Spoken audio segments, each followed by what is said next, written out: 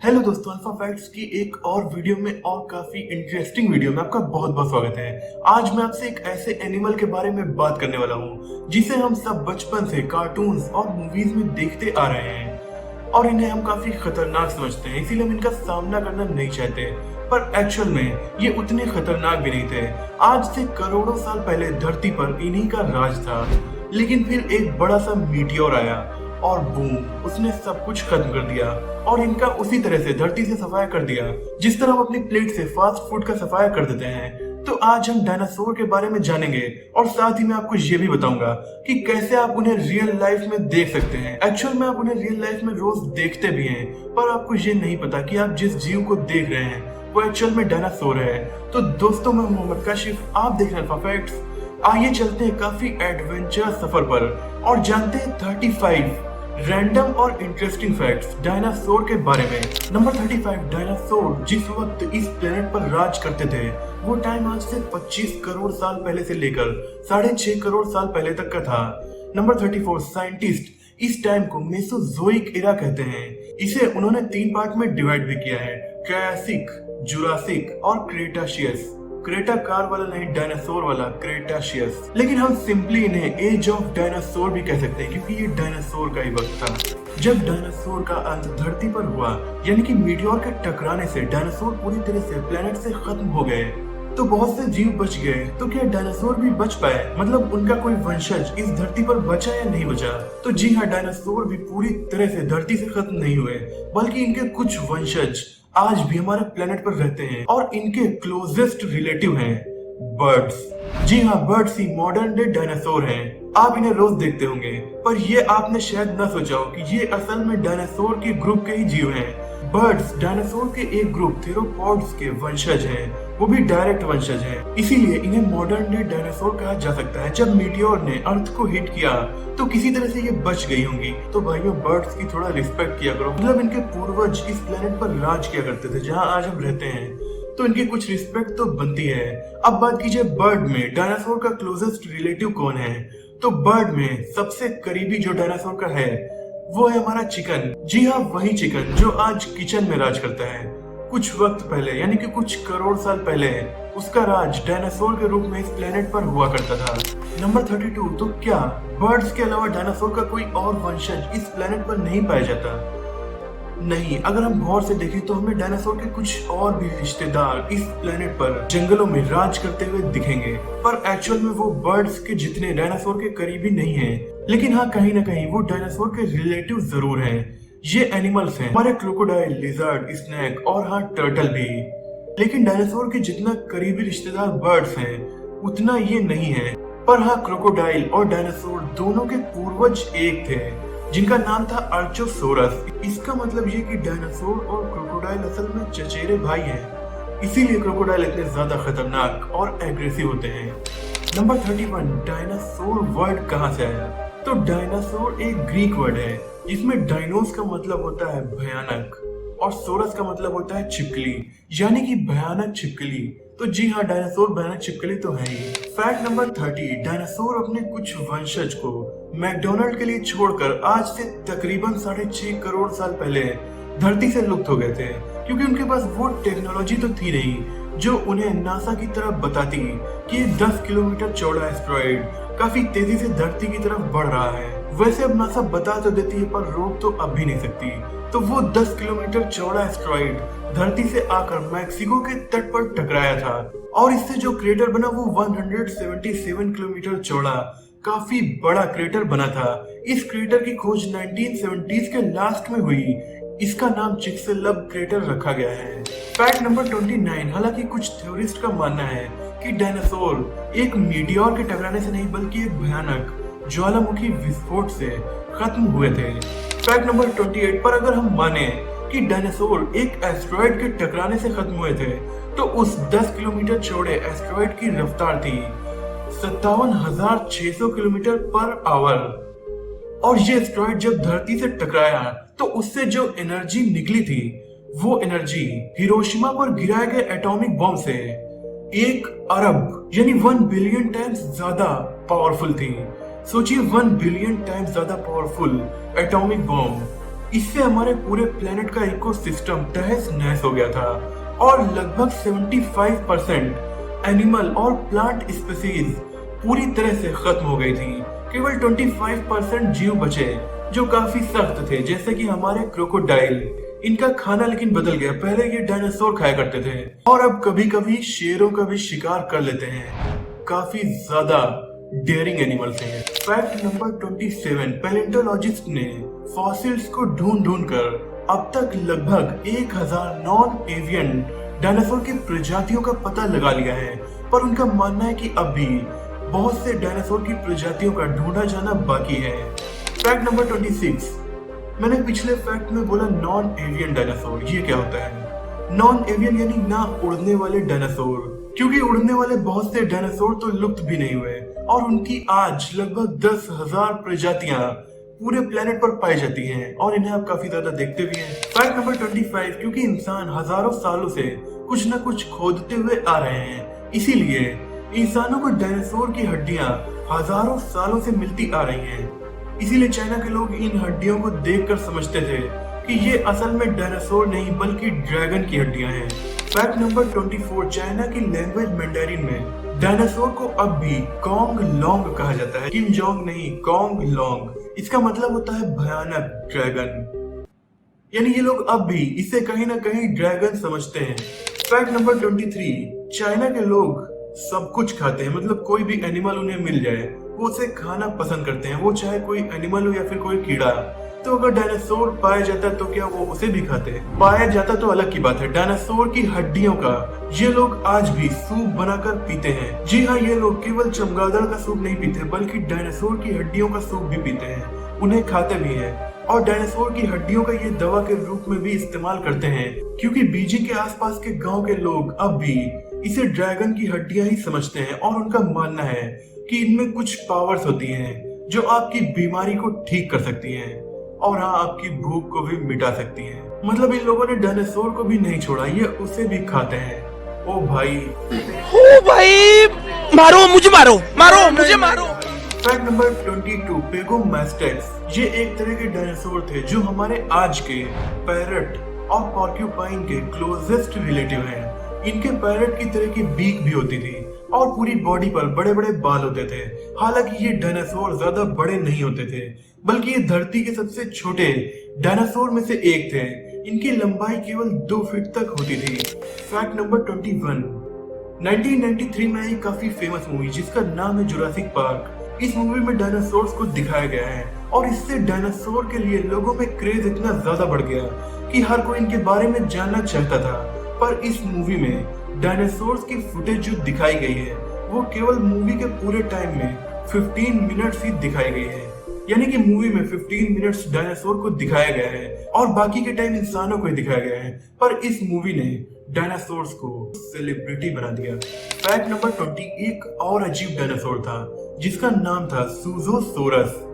ये चूहे की तरह दिखते थे, एक बहुत बड़ा चूहा जिनका साइज होता था 8.5 फीट। हालांकि ये चूहे थे नहीं, पर दिखने में बहुत ज्यादा चूहे से मिलते जुलते थे। सोचिए 8.5 फीट का चूहा, यानी कि आपके घर की छत से भी बड़ा चूहा आपके सामने खड़ा हो, काफी शॉकिंग नजर होगा।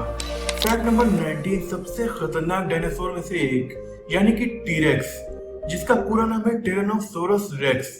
ये इतने खतरनाक और ताकतवर थे कि इनकी बाइट आज के लायन की बाइट से दोगुनी ज्यादा पावरफुल थी। नंबर 18, डायनासोर हमारे प्लेनेट के लगभग हर महाद्वीप पर पाए जाते थे। एंटार्क्टिका पर भी डायनासोर रहा करते थे। नंबर 17, राजासोरस, जो कि 34.5 फीट लंबे काफी बड़े डायनासोर थे। ये नर्मदा रिवर की वैली में पाए जाते थे। इनका साइज एग्जाम्पल के तौर पर 2 फॉर्च्यूनर कार से भी ज्यादा बड़ा था। और हाँ, जब ये इंडिया में पाए जाते थे तब इंडिया एशिया से नहीं जुड़ा था बल्कि एक आइलैंड था जो कि गोंडवाना लैंड से अलग हुआ था। फैक्ट नंबर 16, हमारी मूवीज और कार्टून्स में इन्हें बहुत ज्यादा खतरनाक दिखाया जाता है, पर एक्चुअल में ये बड़े बड़े जीव ज्यादा खतरनाक नहीं होते थे। ज्यादातर डायनासोर शाकाहारी ही होते थे, केवल कुछ को छोड़कर। नंबर 15, वैसे जो डायनासोर शाकाहारी होते थे वो कुछ ज्यादा ही खाना खाते थे। मतलब बड़े वाले डायनासोर एक दिन में 1 टन तक खाना यानी पेड़ पौधों को खा जाते थे। इतना खाना एक ट्रक में आ जाएगा। डायनासोर भाई थोड़ी डाइटिंग भी कर लेते। फैक्ट नंबर 14, डायनासोर कितने दिन तक मतलब कितने साल तक जिंदा रह सकते थे। इसके बारे में एग्जैक्ट डिटेल्स तो साइंटिस्ट नहीं जानते, पर कुछ का मानना है कि लगभग 200 से 300 साल तक बड़े डायनासोर जिंदा रह सकते थे। फैक्ट नंबर 13, स्टेगोसोरस काफी बड़े डायनासोर थे। ये 9 मीटर तक लंबे होते थे, पर इनका दिमाग बहुत छोटा था। वो एक अखरोट के साइज के बराबर होता था, जो इनकी बॉडी के कंपैरिजन में काफी छोटा था। फैक्ट नंबर 12, डायनासोर के स्कल यानी खोपड़ी में कुछ होल्स या विंडो होते थे, जिनकी वजह से इनका सर बड़ा तो होता था, पर साथ ही साथ हल्का भी होता था। कुछ बड़े डायनासोर का सर हमारी कार के साइज के बराबर भी हो सकता था। मतलब सर इतना बड़ा है तो सोचिए बॉडी कितनी बड़ी होगी। फैक्ट नंबर 11, काफी सालों तक साइंटिस्ट कंफ्यूज रहे कि डायनासोर अंडे देते थे या नहीं। फिर 1923 में रॉय चैपमैन एंड्रयूज नाम के एक एक्सप्लोरर ने मंगोलिया में डायनासोर का नेस्ट ढूंढ निकाला, और तब ये बात कंफर्म हुई कि डायनासोर असल में अंडे देने वाले जीव थे। फैक्ट नंबर 10, डायनासोर अंडे देते थे। तो वेजिटेरियंस आपके लिए तो काफी अच्छी बात है, मतलब आप डायनासोर के अंडे भी ट्राई कर सकते हैं। पर प्रॉब्लम यह है कि डायनासोर के अंडे काफी बड़े और काफी मजबूत शेल वाले होते थे। बड़े डायनासोर के एग्स बास्केटबॉल के साइज के हो सकते थे, और उनका शेल भी काफी मजबूत होता था, तो एक आदमी अकेला इतने बड़े अंडे को नहीं खा सकता। फैक्ट नंबर 9, डायनासोर क्या खाते थे। कि भले ही हमने डायनासोर के बहुत सारे फॉसिलाइज्ड पार्ट्स को ढूंढ निकाला है, लेकिन फिर भी डायनासोर क्या खाते थे इसका पता साइंटिस्ट उनके फॉसिलाइज्ड पूप को देखकर और उस पर रिसर्च करके लगाते हैं। अमेजिंग। फैक्ट नंबर 8, बहुत से डायनासोर की हड्डियों के साथ हमें उनके अंदर बड़े बड़े पत्थर भी मिले हैं। इसका मतलब ये कि डायनासोर पत्थर को निगलते थे। लेकिन क्यों? क्योंकि इसका यूज डायनासोर अपने खाने को पचाने के लिए उसे अपनी बॉडी में अंदर ही कुचलने के लिए करते थे।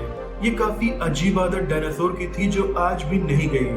आज भी मॉडर्न डे डायनासोर यानी कि हमारी कुछ बर्ड ऐसा करती हैं। फैक्ट नंबर 7, बोलिविया में बहुत सारे डायनासोर के पैरों के निशान मिले हैं, वो भी एक चूना पत्थर की बड़ी सी चट्टान पर। ये निशान भी काफी बड़े हैं और ये चट्टान भी काफी बड़ी है। पर इसमें सबसे ज्यादा हैरानी की बात यह है कि ये निशान जिस चट्टान पर बने हैं वो चट्टान एक दीवार की तरह सीधी खड़ी है। तो इसका मतलब क्या डायनासोर दीवार पर भी चल सकते थे, या फिर किसी भूकंप की वजह से ये चट्टान सीधी खड़ी हो गई? मुझे तो लगता है कि ये दीवार पर चल सकते होंगे, जैसे आजकल हमारी छिपकली चल सकती है। नंबर 6, आज तक डायनासोर के जितने भी फॉसिल्स मिले हैं उनमें सबसे अमेजिंग फॉसिल मिला है 2 डायनासोर का आपस में लड़ते हुए।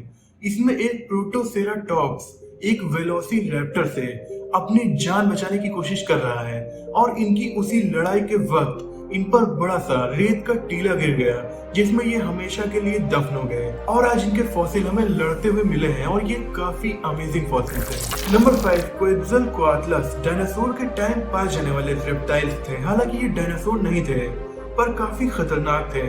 इनका साइज एक जिराफ के बराबर होता था, और इनकी सबसे खतरनाक बात ये थी कि ये उड़ भी सकते थे। इनका विंग स्पैन 39 फीट तक होता था, मतलब एक प्राइवेट जेट के पंखों से बड़े पंख इनके होते थे।